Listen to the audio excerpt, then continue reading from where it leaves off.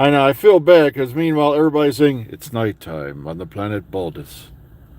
Notice that rift that runs right across the equator. That is where the critters live. And okay, oh man, there we go. Good morning, everybody. Uh, yep, the new trailer dropped over the weekend for Series 2 of Doctor Who, the one that's going to suck. And, Disney's already canceled the show, even though they can't cancel the show. Meanwhile, we've got reports that somebody came out and said Doctor Who landed in one of Disney's top 5 slots, but it's being gotten rid of. Oh, by the way, I'm dying laughing because it turns out, oh, goodness gracious. I hate to laugh at the misfortune of others, but some folks just genuinely deserve it. You see, I have no dog in the fight, really, but, the fact that, Kathleen Kennedy is not quitting. But once again, they broadcast it like it's fact. Another thing you'll notice amongst some of these channels, they'll either have a cartoon character up while they're speaking, or they're doing podcasts and they never show their face. It's like, I used to be like that, but I was doing it for just being a gag. But a lot of these guys do it because they know, they can't act, and so they hide their face because they know everyone's going to see through the BS.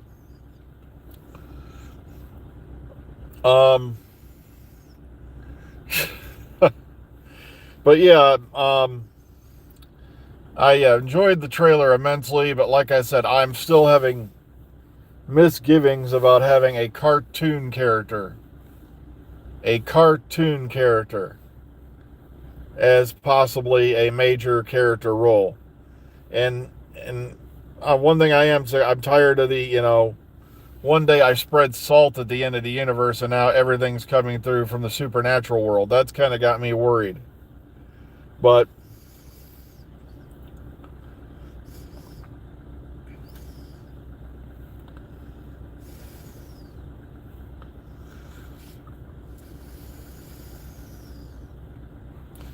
but at the same time, like I said, it was very exciting.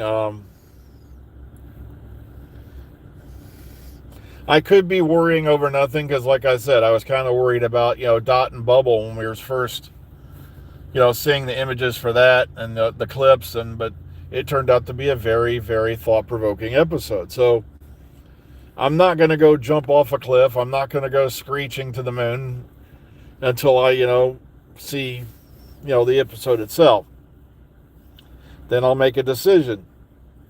But unfortunately, you've got a group of people out there who are, literally riding by on just being negative ninnies.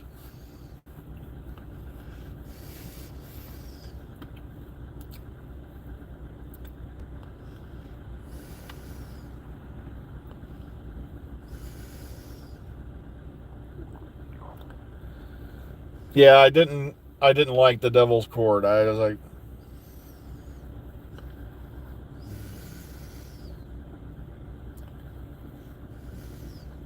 I know, I'm not going to write anything off. Like I said, no series of Doctor Who ever, no season, whatever you want to call it, going back to the beginning, has been perfect. You're going to have episodes that, on paper, they look fantastic, but to some people, they just don't get it or they don't like it. That's the way it's been since the beginning, and that's the way it's always going to be. So, but a lot of people seem to forget the old saying, the proof of the pudding is in the eating. So, after I've seen the episode, okay, then I'll genuinely just critique it or go nuts or whatever. But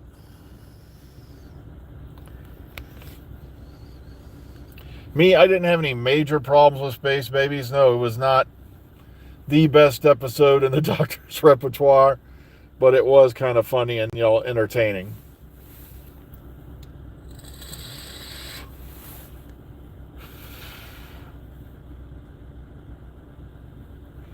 I know everybody, has been cracking on Shooty the same way they cracked on Jodie, the same way they cracked on Peter Capaldi.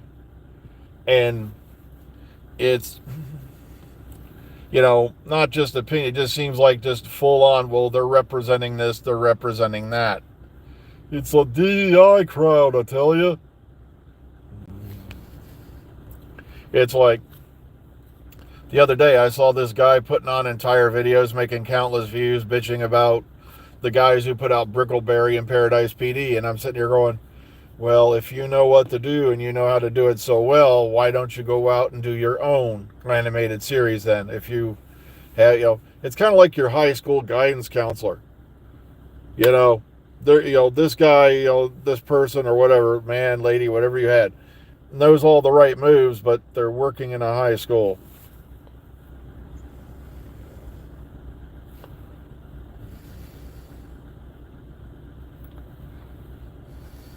It could be that too. It could be Mrs. Flood's one of the gods of Ragnarok, because they did appear all the way back in Greatest Show in the Galaxy.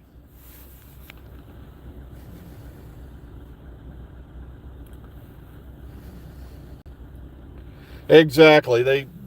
They don't want to give anything a chance that doesn't fit into their narrative, Alistair. That's what it is. The second Jodie was picked, oh, they've sold out, it's woke. And I'm like, no, it's because it was an idea whose time had come. It's an idea that had been brewing for almost 40 years before it happened. And someone had the balls to do it. That's all it was. But because they're not young British white males, these guys have a fit and go, it's not in the purview of the show. And I'm like, really? I love how they dry up like raisins when I say Sidney Newman, the guy who created the show, proposed that idea back in '86. Sure, there were other, as a matter of fact, even Patrick Troughton, I've seen that video clip many times where Patrick Troughton said the Doctor could be a woman. He said that in '86 for an interview. And so I'm sorry, but guy who created the show in the first place said it's possible for the Doctor to be a woman, kind of trumps your it's not canon argument right out of the window. And they get pissed off because they don't know how to react. It's like, dude, I can show you the quote, I can show you the article, just like the doctors in Brain of Morbius. So those were not doctors before Hartnell. They were incarnations of Morbius. I thought the same thing until I read up on it and saw the commentary track. That came with the video. And I'll even show you, if I can find it again, the newspaper article that went up in a local papers that Hinchcliffe was looking for actors to portray previous doctors. It's right there. It's in black and white.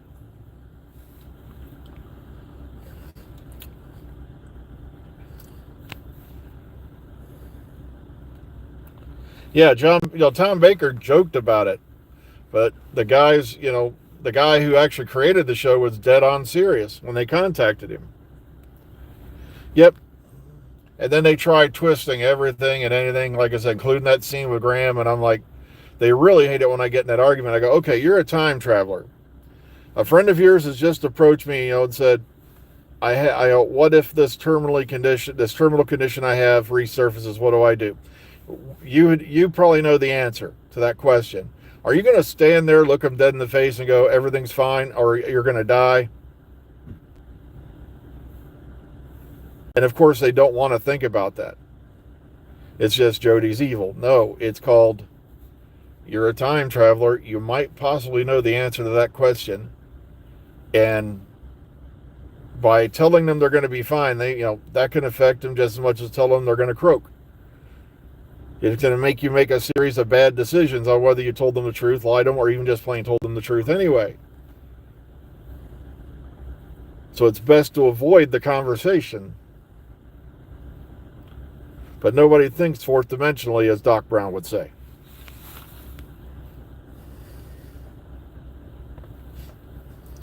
Well, like I said, we've getting a lot of rumors about a lot of things. Like one of my favorite ones was Hilary Swank was going to be in the last series of Cobra Kai. And no, she was in the next Karate Kid, which bombed.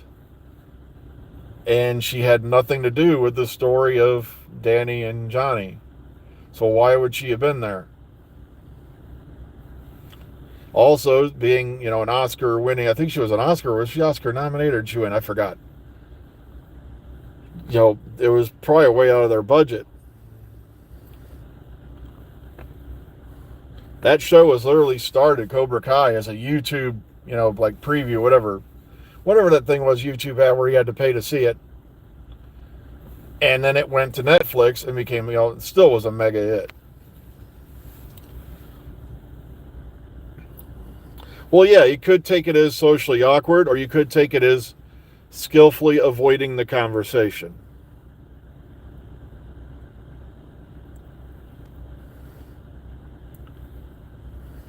Yeah, but once again, you're the doctor. You might know the answer to that question. You're going to tell your friend their future, knowing it could affect every decision they're going to make from that time forward.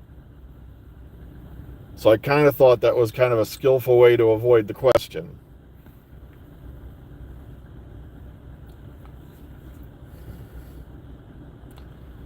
Yeah, I've seen the ads for it up on Netflix, but I have not watched it. Like I said, as much as I love Jodie as a doctor, I'm not going out watching every single thing she was in.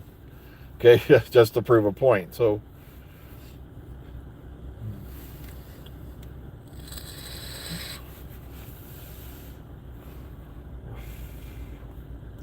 like before she became the doctor, I looked up clips of things she had done because I wanted to see this person's acting ability and all that. And I did the same thing when we thought Chris Marshall was going to be a doctor. I was watching, because I was watching Death in Paradise at that time anyway.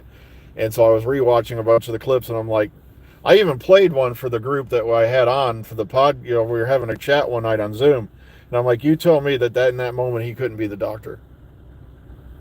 And they're like, exactly, do your research, Shootigawa, I had never heard of before or anything like that, other than a show I don't watch, which was Sex Education on Netflix. And like I said,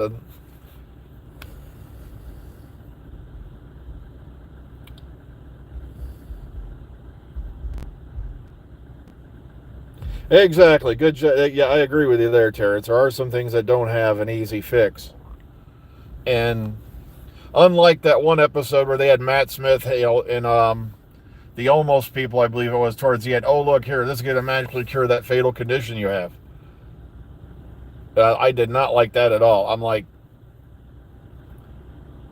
as much as, there are some things you just don't tamper with, okay? It's just, why don't, if the doctor had to fix it for every terminal condition in the universe, and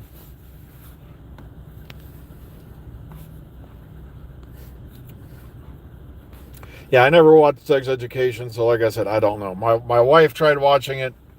I can't remember how much she liked it or disliked it or anything like that.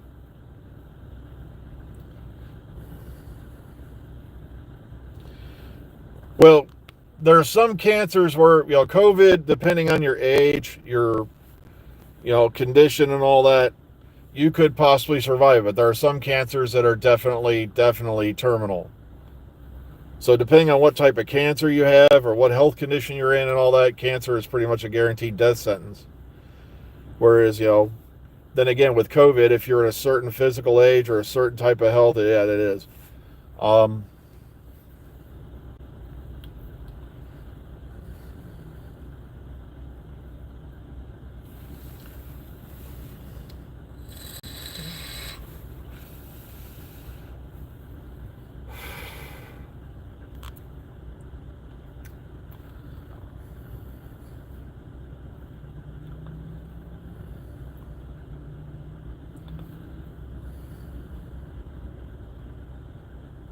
Yeah, well, yeah.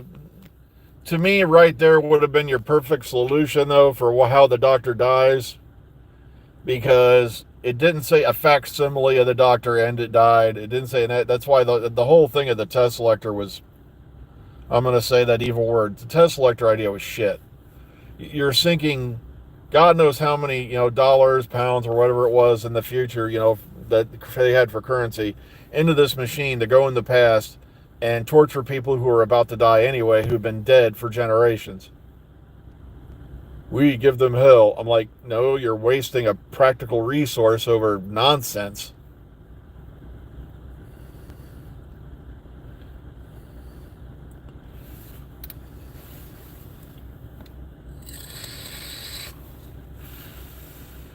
Yeah, I was not a big fan of that series here. Like, the Wedding or River song was just all over the damn place. And, oh.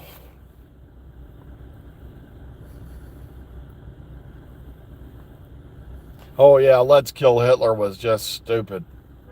I agree with you there. I know there's some people who love it, but like I said, in my opinion, it was one of them episodes where I actually sat there, watched that, and I thought I could eat 2 or 3 cans of alphabet soup and shit a better script than what I'm watching. I'm not kidding. It just...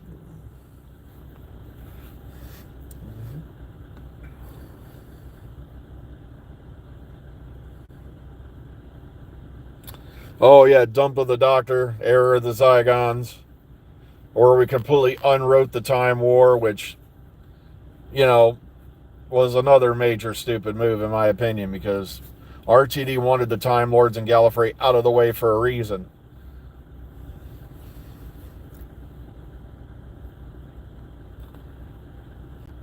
Yeah, the Flesh episodes were definitely not in the top, 100 of all time, as far as I'm concerned. They're not down there with Love and Monsters or Fear Her Bad, but like I said, though, before, we have episodes that are fantastic, episodes people love, and there's other people who think, oh my God, what a load of crap. But it's okay to have a difference of opinion. Life's not going to end over it. Well, I just looked at the time, folks. I got to start heading inside, so please be kind, be calm, be safe. Enjoy the rest of your day. I've got to run in because I just looked at, how many minutes has gone by. So take care, everyone. We'll hopefully see you all tomorrow. Reminder, we are working this Saturday unless they change it, which I highly doubt they're going to. So this is going to be a 6-day week for us. Take care, everyone. Bye-bye. If I can find the button.